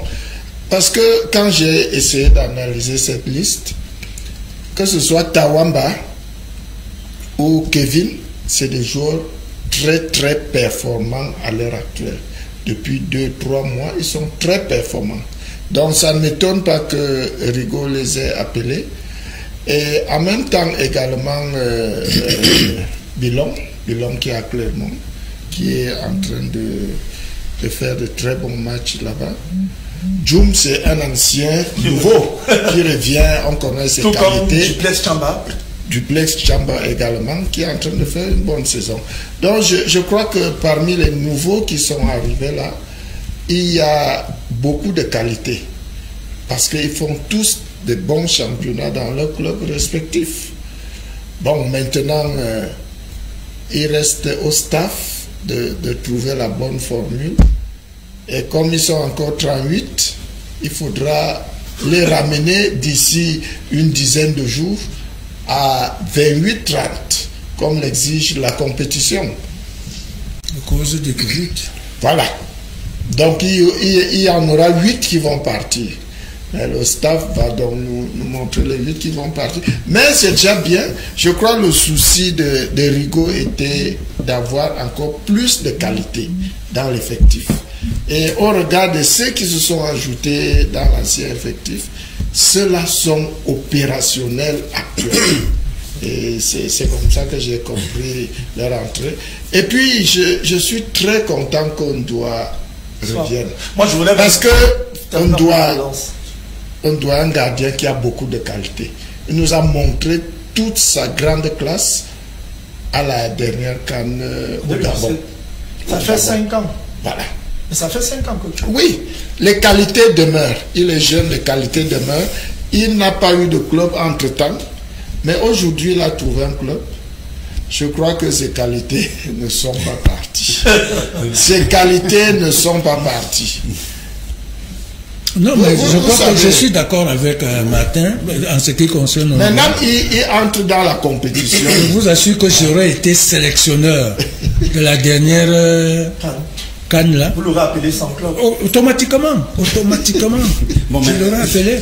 Mais André, parce que moi je voudrais... C'est bien qu'on lance un peu le débat sur Ondoa. Plusieurs sont, en fait, nombreux sont les Camerounais qui apprécient le retour d'Ondoa au sein Il a des qualités. Il a beaucoup de qualités. Il n'était pas en compétition. C'est pour ça que l'ancien sélectionneur l'a mis de côté. Et c'est un critère objectif. Oui. Quand tu ne joues pas... ces critères objectifs ne se sont pas appliqués sur tout le monde. Là. Vous faites... Maintenant, le principe... Un attaquant qui...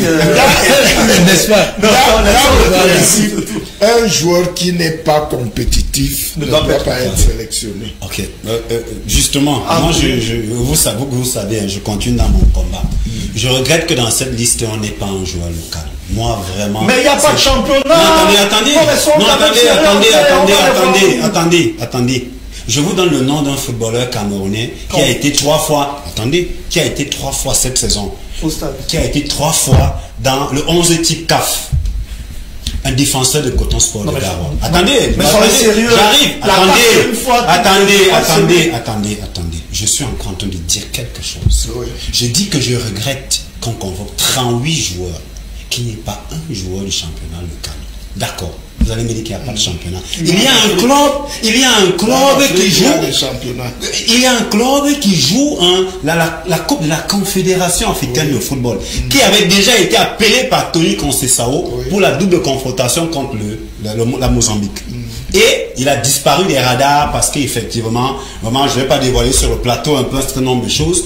Et je suis dépassé de me rendre quand même compte que notre entraîneur est issu du championnat local. Après les brasseries à la Resta de Bangou, Tonnerre à la club avant de s'envoler. En réalité, je ne conçois pas qu'on ait une équipe nationale sans joueurs du championnat camerounais. Il aurait dû faire plaisir au football. Non, pas faire plaisir. Ce n'est pas faire plaisir. Je vous dis que ce garçon a discuté déjà. Je vous parle d'Hervé Ngomo qui a été déjà 3 fois dans le 11 type de la CAF, qui a été crédité. Les internautes d'un site l'ont classé dans les joueurs de la semaine, les joueurs camerounais de la semaine. C'est-à-dire qu'on l'a mis à l'axe avec Michael Gadeux. Parce avec Matip. On l'a mis à l'axe, Matip étant blessé. Oui. On l'a mis à l'axe avec Michael Gadeux parce que Castelletto et Moukoudi avaient fait de mauvais matchs dans leur club. Lui, il avait fait un très bon match contre Otoo. Il était sorti homme du match. Et on s'est dit, la presse s'est dit, mais tenez, le coach doit regarder ce garçon. Donc, il n'y a peut-être pas de championnat, mais il y a une équipe du Cameroun qui est en train de prendre part à une compétition importante. Il faut encourager le label Cameroun. Vous savez, sur le cas Ondoa. Oui, sur le cas Ondoa. Non, moi, je voulais dire que c'est un problème de management et de mauvais management. Je vous dis pourquoi. Lorsque Ondoa a un problème dans son club, je crois, Istra, en deuxième division, je pense, croate. Moi, je me suis rapproché vers les dirigeants de Fabrice Ondoa, notamment le monsieur avec qui il travaille, qui a Valence, qui a créé Valence. Je leur ai dit, écoutez, Ondoa peut revenir au Cameroun. Il peut jouer avec Coton, il peut jouer avec Canon. S'il est au championnat local, n'importe, il y a le Chan qui arrive. Ondoa ne peut pas être au Cameroun. il ne participe pas au CHAN. Ça lui permet de rester justement dans la même mouvance. Et il ne peut pas être au Cameroun, ne pas être sélectionné avec les Lions. C'est impossible. On n'aurait pas eu ce vide qu'on a eu. Ça fait beaucoup. Mais on l'a mis sur un piédestal. On pensait qu'il devait avoir un contrat, je ne sais pas où. C'est un problème de management. Moi, j'ai vécu ça un peu avec le cas Hugo Lloris, qui était en difficulté à Tottenham. Mais les dirigeants de l'équipe de France sont allés voir Tottenham pour l'écouter. C'est notre gardien numéro 1 en France. S'il est au banc à Tottenham, nous, on aura des problèmes à l'équipe nationale. Essayez de voir comment vous pouvez gérer ça. Et effectivement, on l'a remis. Il y a des choses qui se font quand on parle de management. Est-ce que maintenant, le fait de l'avoir sélectionné, c'est ça ma question, est-ce qu'au lieu de créer une concurrence, on ne risque pas créer une compétition entre un gardien, vous savez, là je parle sous le contrôle du coach, les coachs, vous avez souvent l'habitude de nous dire que le poste où on a le plus besoin de stabilité sur le plan mental, c'est le gardien. Il faut un numéro 1, un numéro 2. Avoir un numéro 1 bis, est-ce que c'est pas morbide? C'est très tôt de dire qu'il y a un numéro 1 bis. C'est très tôt de le dire. Je dis encore que Fabrice n'a pas joué, ça fait beaucoup de temps. Il va certainement revenir. Mais il n'a pas joué. Le coach dit qu'il a beaucoup de qualités. Oui, non, personne ne peut dire le contraire. Je dis qu'il n'a pas joué. Est-ce que ne pas jouer veut dire qu'on a perdu les qualités? Il n'a pas perdu ses qualités, mais il n'a pas joué. Il y a des automatismes, les organisateurs le savent. Quand on dit généralement qu'il faut jouer ensemble pendant un certain temps pour qu'il se crée quelque chose. Vous comprenez? Donc ce ne sera pas évident. Vous avez André qui joue. Il vient de faire une demi-finale magnifique avec l'Ajax qui s'est qualifié 2-0. Donc, justement, donc il est le numéro 1. Maintenant, si lui il croise les bras, il aura de la concurrence. Et c'est là où donc, le problème peut se créer. Ce n'est pas l'entraîneur qui va créer le problème. Ce sont les comportements des différents joueurs. Si l'entraîneur se rend compte qu'on doit plus d'envie et qu'il est rapidement revenu à son niveau. Mais attention, tous les entraîneurs veulent le meilleur. Ils vont mettre d'autres. Oui, mais c'est possible. Pourquoi pas? Attendez, personne n'a un titre français en équipe nationale. Moi, je l'ai toujours dit. Personne, aucun joueur. Si l'entraîneur se rend compte que celui-ci peut m'apporter par rapport à l'autre. Non, mais attention, il va vous mettre de côté. C'est de ça qu'il s'agit. Donc, le cas où on doit. Moi-même, j'ai été fier d'apprendre qu'il est rentré, surtout de savoir qu'il a un club. Maintenant, je souhaite qu'il revienne. Mais il n'a pas de match. Oui, il n'a pas de match. Je suis d'accord, mais attention.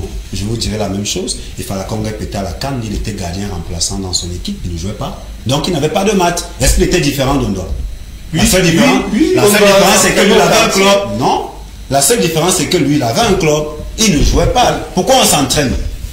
C'est pour faire la compétition, c'est pour jouer. Moi, je pense que on a une liste de 38. Bon, d'ici quelques jours, ils vont se retrouver. Quasiment 30. Et là, le staff va commencer à déblayer pour arriver à ce qu'on appelle souvent la crème. C'est-à-dire ceux qui vont nous représenter dans les 2 matchs qualificatifs pour la Coupe du Monde.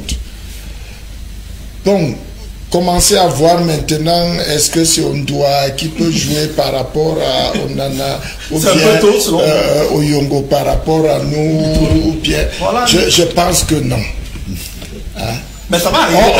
On a apporté nos appréciations sur la liste et nous pensons que ceux qui ont été convoqués, la plupart des nouveaux par rapport à la liste de la CAN, sont capables d'apporter un plus. Maintenant, le staff va effectivement mettre des différences au niveau des uns et des autres pour qu'on ait, à la veille de notre première confrontation contre l'Algérie, qu'on ait 28 joueurs ou 30 joueurs capables de défendre notre cause. Aujourd'hui, ne rentrons pas maintenant dans les choix des joueurs. Vrai. Je crois que c'est un peu hâtif. Mais je vais vous poser quand même une question, excusez-moi, qui n'est pas la plus facile à répondre. On ne va pas entrer dans le choix des joueurs, mais il y a certains noms qui ne se sont pas très bien illustrés durant la dernière CAN. Et plusieurs Camerounais ne comprennent pas comment des joueurs comme Clinton G, moi je vais me mouiller, Bassogok sont encore dans des listes quelques semaines après leur prestation médiocre durant la dernière Coupe d'Afrique. C'est pour ça que j'ai dit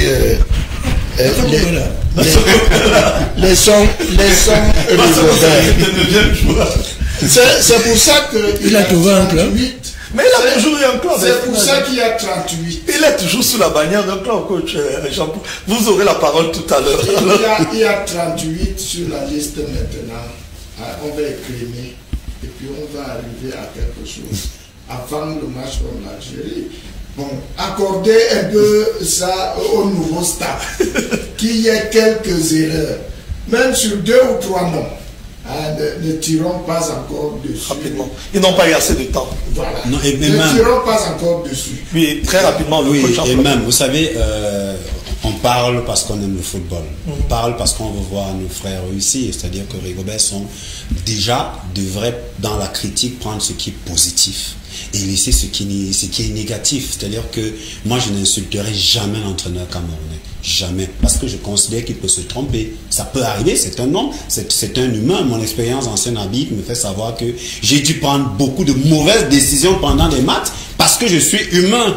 D'autres aussi peuvent le faire. Mais on doit être là chaque fois qu'il y a quelque chose pour tirer la sonnette d'alarme. En fait, en réalité, c'est pour les échéances à venir. Ce qui est là, ça ne va pas changer. Il y a déjà 38 joueurs qui vont venir.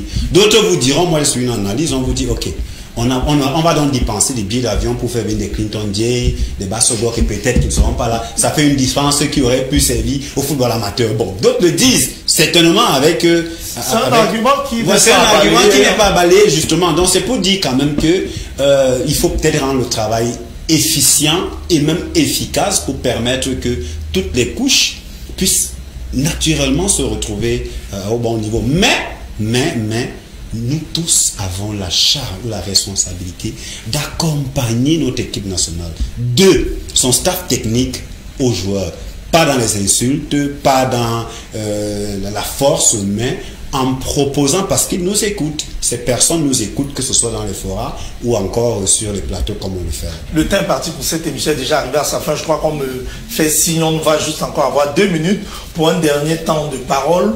On ne reviendra pas sur les choix tactiques. Le coach Martin l'a dit. Laissons le temps d'avoir à Rigaud d'épurer sa sélection à quelques jours de la rencontre. Certainement, vous serez encore ici pour qu'on essaie maintenant de voir quel schéma tactique il va falloir utiliser face à l'équipe de Belmadi. Mais déjà, de façon générale, je crois que c'est l'optimisme.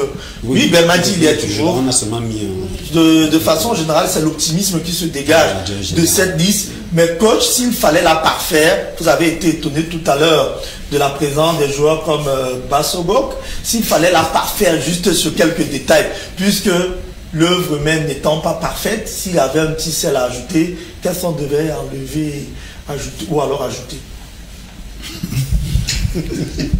Quand vous me posez la question, si vous m'avez entendu m'étonner de la présence de Bassogok, c'est que effectivement, moi j'étais un peu, je n'allais pas dire fan.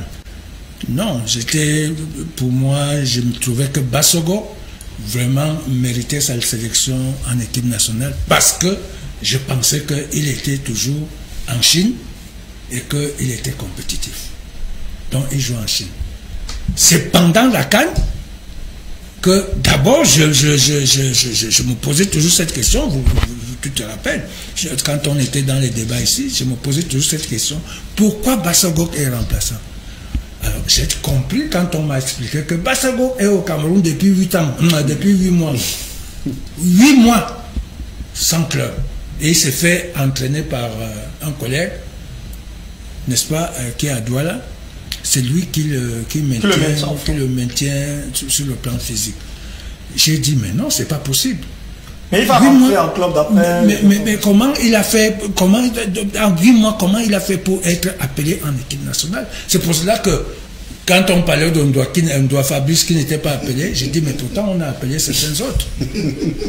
Donc, est-ce que maintenant, il a pu trouver, après la CAN, il a pu trouver un club, et s'il n'est pas dans son club, là, il n'est pas rentré à Douala encore.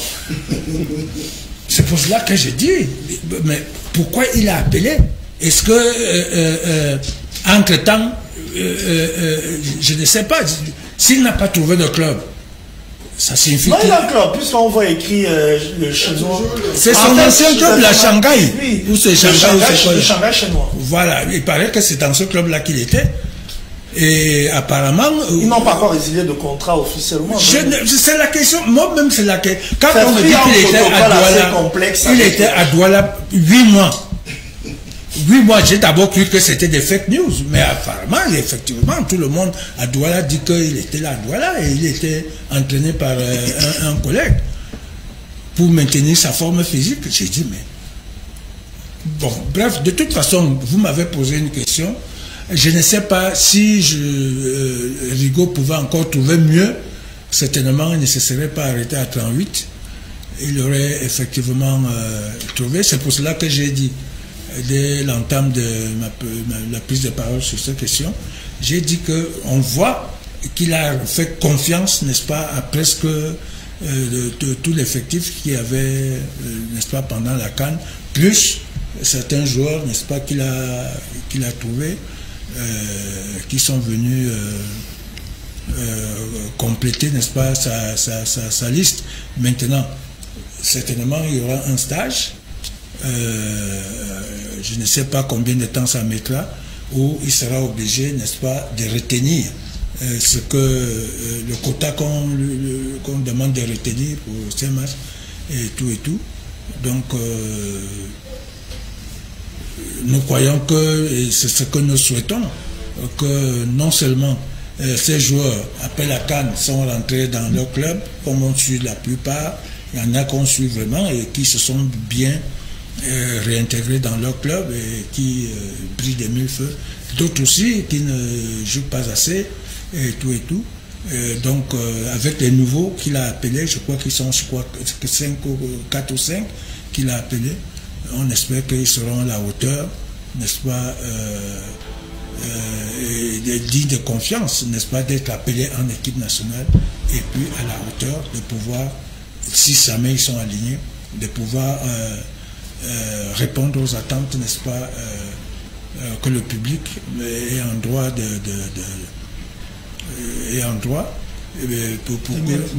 mettre pour que nous puissions, n'est-ce pas, sortir victorieux de la double confrontation Cameroun-Algérie. Cameroun-Algérie, je crois que c'est sur ce qu'on va mettre la clé sous le paillasson, puisque le temps est parti pour cette émission est arrivé à sa fin. Je vais vraiment vous dire merci, messieurs. Je vais commencer par Martin. Je sais que ça n'a pas été facile, hein, vous deux, ça je ne cache pas. Lui-même programme très surchargé, vraiment. Je me souviens, lorsque j'ai échangé avec lui, il a dit, Franck, on a de bonnes relations, tu ne m'avais jamais invité pour ce type de programme, je vais me battre. Et ce jour, je ne cache pas qu'il était aussi sur un autre plateau où il a enregistré une émission. Il était fatigué, mais lorsqu'il a appris que son frère Manousson sera là, il a dit non, je ne vais pas laisser Manousson seul, Franck, je vais venir malgré la fatigue. Merci infiniment à vous, coach. J'espère qu'on sera encore ensemble peut-être d'ici la compétition. Merci à vous, Jean-Paul. Merci beaucoup. Et une fois de plus, très heureux d'avoir retrouvé mon ancien studio. Et bonne chance aussi avec le conseil transitoire. Oui, on se bat, comme je l'ai dit tout à l'heure, on se bat pour que le football retrouve ses lettres, que ça se joue beaucoup plus sur le terrain qu'ailleurs. Merci à toi, André. Tout comme les autres, je vais dire, je crois que je vais peut-être m'excuser auprès des téléspectateurs pour votre vestimentaire. Vous étiez sur le terrain, vous n'avez pas eu le temps de venir en veste cravate comme vous avez souvent l'habitude de nous habituer, mais c'est pas grave, vous êtes en tenue. Permettez-moi de vous dire merci pour l'honneur que vous m'avez fait en m'invitant, parce que j'ai été aux côtés de deux icônes de notre football. Je me sens privilégié et vraiment je vous dis merci pour ça. Le plaisir est partagé. On remercie les téléspectateurs et internautes qui ont été très nombreux à nous suivre aujourd'hui. Retrouvez la semaine prochaine une autre production de votre programme B-Sport avec d'autres invités, d'autres sujets. On remercie aussi la grosse équipe technique et l'équipe rédactionnelle qui nous a accompagnés durant cette production. Au revoir et restez toujours fidèles au programme de B-News One, le tam-tam du continent.